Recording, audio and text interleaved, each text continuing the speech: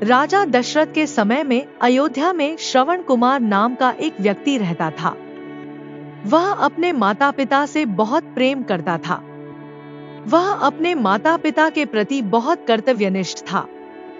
एक बार उसके माता पिता तीर्थ यात्रा पर जाना चाहते थे, लेकिन उसके माता पिता दोनों अंधे थे, इसलिए वह उन्हें अकेला नहीं भेजना चाहता था।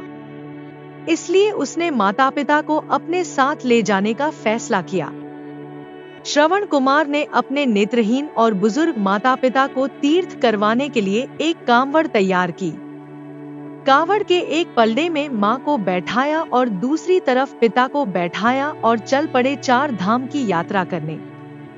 माता पिता के प्रति लगाव और स्नेह के आगे श्रवण को कांवड़ का जरा भी भार महसूस नहीं हुआ। अयोध्या के जंगलों में पहुंचते ही माता पिता को प्यास लगी तो श्रवण कांवड़ को रखकर सरयू नदी से पानी लाने चले गए। उस समय अयोध्या के राजा दशरथ शिकार पर निकले हुए थे। जब श्रवण कुमार नदी से जल लेने लगे तो उनकी आहट सुनकर राजा दशरथ को लगा कि नदी के किनारे पर कोई हिरन है और उन्होंने तीर चला दिया। तीर सीधे जाकर श्रवण के हृदय में लगा।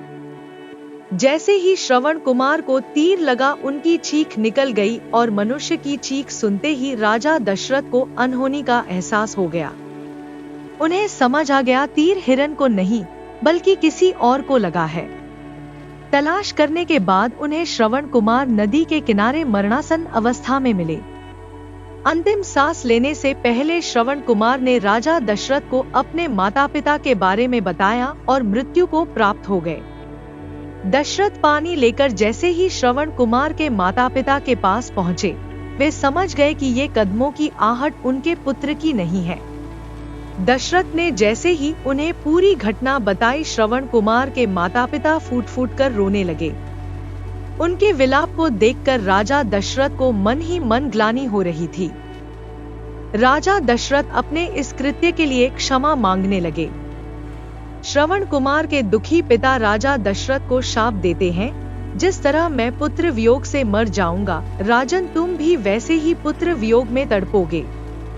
यह कहकर श्रवण के माता पिता तत्काल अपने शरीर को त्याग दिए।